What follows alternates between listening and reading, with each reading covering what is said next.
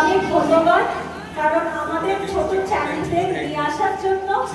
আর এত আপনারা কষ্ট করেন, পরিশ্রম করেন ওদের পিছনে, সেটা শুনলাম, শুনে ভালো লাগলো। কিন্তু কারোর মুখে শুনলাম না যে সকালে উঠে আমাকে ব্রাশ করাতে হয়।